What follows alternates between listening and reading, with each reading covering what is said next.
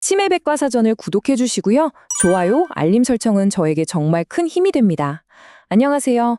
오늘은 우리가 정말 꼭 알아야 할 어쩌면 조금은 무겁지만 아주 중요한 이야기를 해보려고 합니다. 우리 부모님께서 평생을 바쳐 모으신 소중한 재산 있잖아요. 만약 치매 때문에 부모님의 판단력이 흐려지신다면 그 재산을 과연 어떻게 지킬 수 있을까요? 오늘 이 이야기 끝까지 들어보시면 그 해답을 찾는 데 분명 큰 도움이 될 겁니다.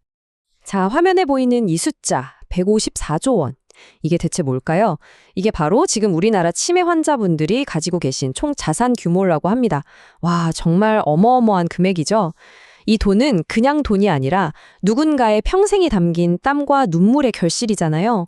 그런데 안타깝게도 바로 이 소중한 자산이 지금 여러 위험에 그대로 노출되어 있다는 사실 알고 계셨나요? 이게 그냥 남의 얘기가 아니에요. 실제로 한 가족이 겪은 정말 끔찍한 이야기인데요. 치매 걸린 어머니를 잠시 친척집에 모셨는데 몇 년 뒤에 찾아뵈니 평생 모은 재산 6억 원에 집까지 전부 사라지고 오히려 빚만 남아 있었다는 겁니다. 아까 보셨던 그 154조 원이라는 거대한 숫자 뒤에는 바로 이렇게 가심 아픈 사연들이 셀 수 없이 많이 숨어 있는 거죠. 그럼 구체적으로 어떤 위험들이 도사리고 있을까요? 간병인이나 이웃이 슬쩍 통장을 훔쳐 달아나는 건 예사실이고요. 평생 돌봐주겠다면서 접근해서 혼인신고부터 한 뒤에 재산을 싹 가로채는 사기도 정말 비일비재합니다. 더 무서운 건 뭔지 아세요? 바로 보이스피싱에 속거나 심지어 가장 믿었던 가족에게 착취당하는 경우도 있다는 겁니다. 판단력이 흐려지니까 자신도 모르는 사이에 전 재산을 기부하는 그런 안타까운 일까지 벌어지고요. 정말 눈 한 번 깜빡하면 모든 걸 이룰 수 있는 그런 아찔한 상황인 거죠. 하지만 다행히도 우리에겐 부모님의 자산을 지킬 수 있는 아주 강력한 법적 방패 두 가지가 있습니다. 바로 기존에 있던 성년 후견인 제도, 그리고 이번에 새롭게 시작되는 공공신탁 제도인데요. 지금부터 이 두 가지 든든한 보호 장치가 각각 어떻게 작동하는지 제가 하나하나 알기 쉽게 파헤쳐 보겠습니다. 자, 먼저 첫 번째 방패. 바로 새로운 제도부터 살펴볼게요. 정부가 직접 나서서 치매 환자의 재산을 관리해주는 말 그대로 국가금고 역할을 하는 제도, 바로 공공신탁입니다. 이 제도의 정식 이름은 치매 안심 재산관리 서비스인데요. 이름은 좀 길지만 핵심은 아주 간단해요. 치매나 경도인지 장애를 앓고 계신 어르신의 현금성 자산을요, 국가기관인 국민연금공단이 대신 안전하게 보관하고 또 미리 짜놓은 계획에 따라서 딱 맞게 관리해주는 제도라고 보시면 됩니다. 그럼 이 국가금고는 구체적으로 어떻게 운영될까요? 아주 체계적인 3단계로 이루어지는데요. 첫째, 환자 본인이나 보호자가 국민연금공단이랑 신탁계약을 맺습니다. 둘째, 이 돈을 언제, 어디에, 또 얼마나 쓸지 아주 꼼꼼하게 재정계획을 세우는 거죠. 그리고 마지막으로 공단은 바로 이 계획에 따라서 매달 생활비나 의료비 같은 걸 정확하게 지급해주는 겁니다. 그러니까 다른 누구도 이 돈에 함부로 손을 댈 수가 없게 되는 거예요. 그러면 어떤 자산을 맡길 수 있느냐 궁금하시죠? 현재로서는요, 은행 예금이나 전세 보증금처럼 바로 현금화할 수 있는 자산만 가능합니다. 맡길 수 있는 최대 금액은 10억 원까지고요. 근데 좀 아쉬운 건 많은 분들의 자산이 묶여 있는 부동산이나 주식은 지금으로서는 제외될 가능성이 높다는 점입니다. 자, 이제 두 번째 방패로 넘어가 볼까요? 기존에 있던 성년 후견인 제도에 대해 알아보면서 방금 설명드린 공공신탁이랑은 도대체 뭐가 다른지, 우리 부모님께는 어떤 게 더 맞을지 한번 명확하게 비교해 보겠습니다. 이 두 제도의 가장 큰 차이는 바로 역할이에요, 역할. 성년 후견인은요, 부모님의 법적 대리인이 되는 겁니다. 그래서 재산 관리뿐만 아니라 병원 수술 동의처럼 신상에 관한 모든 결정을 대신하죠. 반면에 공공신탁은 딱 맡겨진 돈만 관리하는 국가금고 역할에만 충실합니다.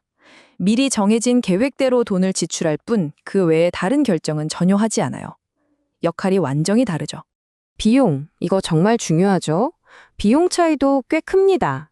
공공신탁은 기초연금을 받으시거나 저소득층이면 아예 무료로 이용할 수 있고요.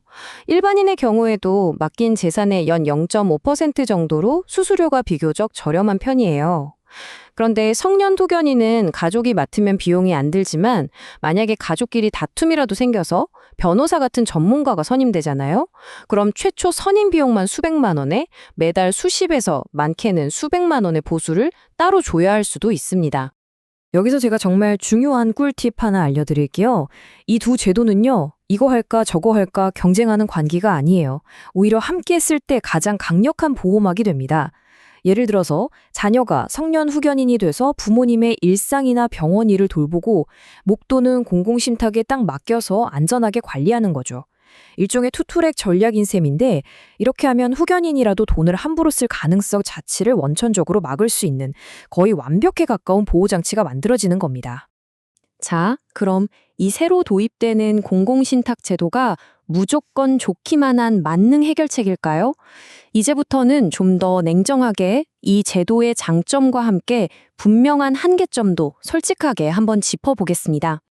이 제도의 가장 강력한 장점? 이건 뭐니 해도 투명성입니다.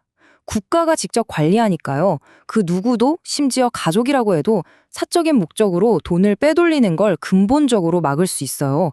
경제적 확대의 가능성 자체를 원천 봉쇄해버리는 거죠. 그리고 또 다른 아주 현실적인 장점인데요. 바로 자녀들의 마음의 짐을 크게 덜어준다는 겁니다. 사실 직장이나 결혼 때문에 부모님이랑 멀리 떨어져 살면서 매일 돈 문제까지 챙기기 어렵잖아요.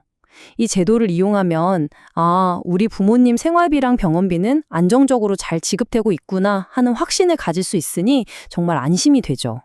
하지만 분명한 한계도 있습니다.